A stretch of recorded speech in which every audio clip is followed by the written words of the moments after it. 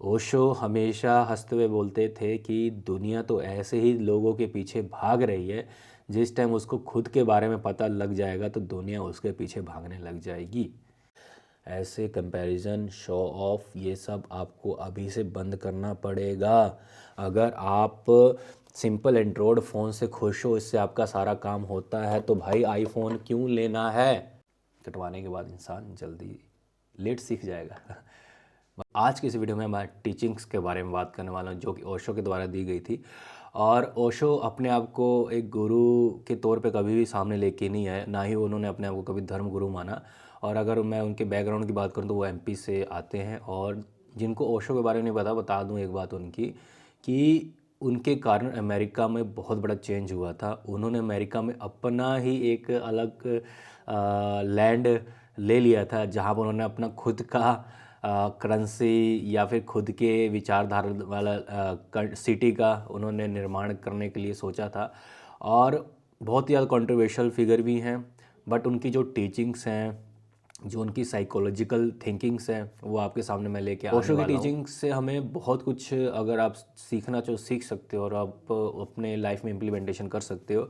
और ये वीडियो मैं परसों लेके आने वाला था, बट मैंने 2 दिन और एक्स्ट्रा दिया, क्योंकि मेरे ओशो की बुक्स पड़ी हुई हैं। मैं हूँ कौन, उसको मैंने रीड किया हुआ था पहले से, पर उसमें बुक मार्क्स मैंने कर रखे हुए, तो मैंने कहा उसको भी अपने साथ ऐड करूँगा, ताकि वहाँ की भी टीचिंग और यहाँ की भी टीचिंग ऑल राउंड जो मेरे को सही पॉइंट लगते हैं वो आपके सामने मैं प्रेजेंट कर पाऊँ।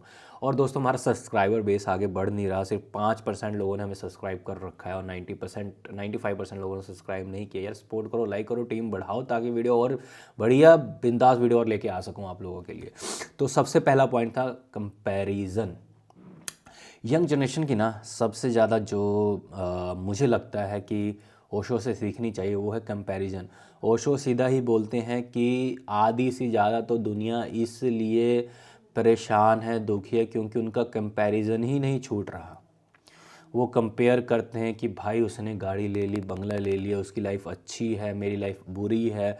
उसके बेटे ने ऐसे कर लिया, उसके बेटे ने सरकारी नौकरी ले ली, उसके बेटे ने ये कर लिया, हमारे बेटे ने कुछ नहीं किया। ये ही सारा आपके फिसाद का जड़ है, क्योंकि कंपैरिजन से हमेशा आपके मन की शांति, आपकी संतुष्टि सभी मर जाती है, जिससे जो आपका खुद का आउटपुट होता है, जो आपकी खुद की शक्ति होती है, वो भी डाउन हो जाती है।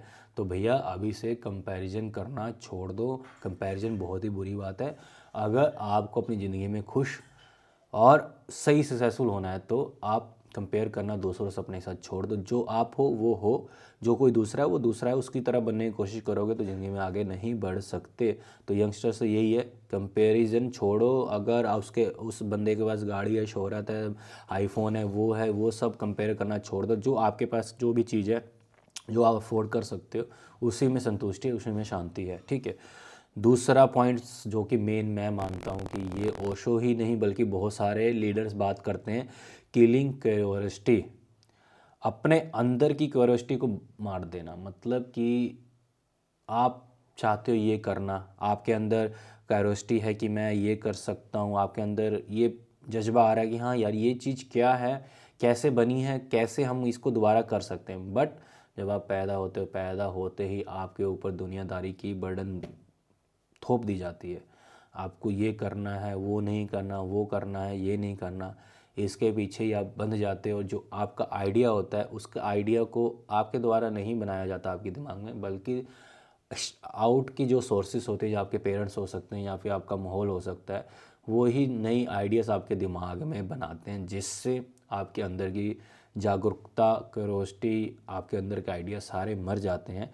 तो प्लीज़, अगर आपके अंदर कोई भी क्यूरियोसिटी है, आपके अंदर उत्साह है, आपके अंदर कोई नई सोच है, आइडिया है, उसको इम्प्लीमेंट करो।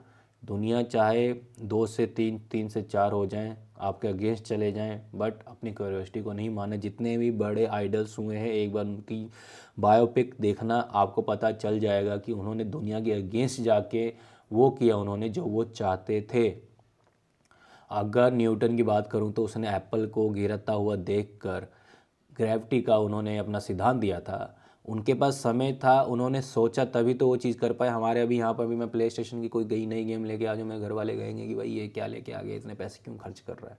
जबकि उसमें क्यूरियोसिटी, हम यहाँ वहाँ पर मैं सीख सकता हूँ कि मिशंस कैसे होती हैं, गेम बनती कैसे है।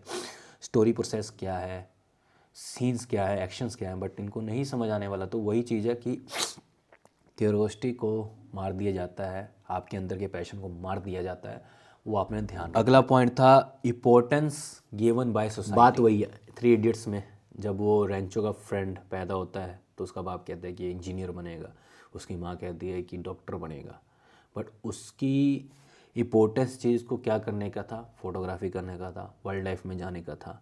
बट जो सोसाइटी ने उसको बोल दिया उसको ही उसके पीछे परस्यू करने के लिए हम पीछे पड़ जाते हैं, जबकि वो हमारा अल्टीमेट मन के अंदर से गोल नहीं होता, ना ही हमारे मन के अंदर से उसका कोई पैशन होता है। तो यही है कि जो सोसाइटी के द्वारा आपके ऊपर चीज़ें थोपी जाती हैं उसको भी इग्नोर करना स्टार्ट कर दो। सोसाइटी सिर्फ़ और सिर्फ अपने फ़ायदे के लिए, अपनी सोच के लिए, अपने तरक्की के लिए आपका यूज़ कर रही है, उसमें आपका कोई भला नहीं होने वाला। एक समय ऐसे आएगा कि ये सब लोग आपको छोड़ के चले जाएंगे, आप अकेले ही आपको सर्वाइव करना पड़ेगा। और इसी में ही आपको ये सोचना है आज की डेट में, अगर आपने आने वाले टाइम में अकेले ही सर्वाइव करना है तो इन लोगों के द्वारा ये दिए जाने वाले आइडिया से मैं क्यों इंस्पायर हो रहा हूँ और क्यों मैं ये चीज़ें कर रहा हूँ।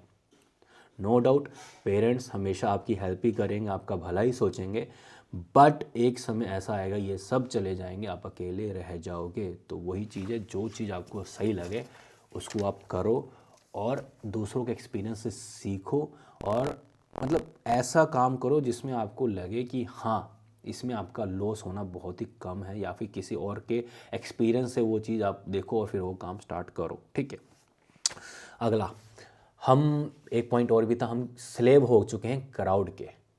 ये एक रील आई थी मेरे सामने तो मैंने नोट की थी कि दुनिया में हम एक नौकर बन चुके हुए हैं भेड़ चाल के, जिससे हमको पता ही नहीं चलता कि हमारे अंदर की औकात क्या है, हमारे अंदर का जुनून क्या है।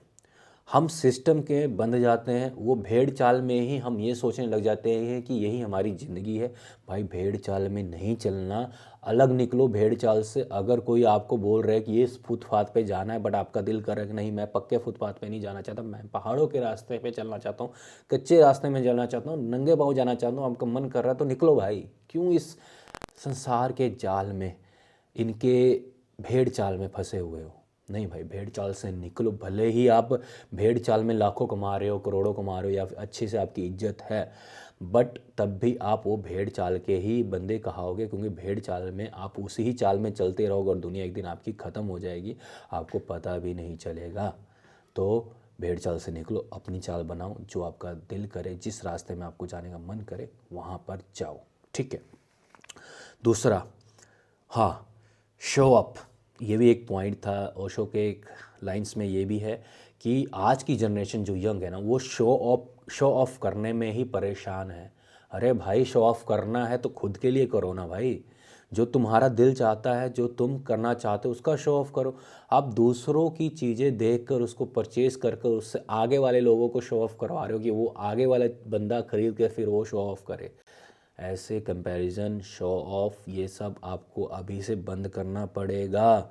अगर आप सिंपल एंड्रॉयड फ़ोन से खुश हो, इससे आपका सारा काम होता है, तो भाई आईफोन क्यों लेना है?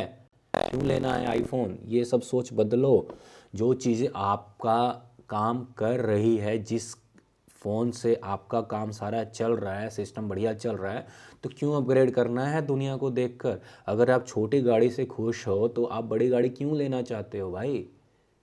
हमेशा शो ऑफ के लिए जो इंसान आगे गया है वो कर्जे में ही डूबा है, या फिर वो ज़िंदगी से ही ख़त्म हो चुका है।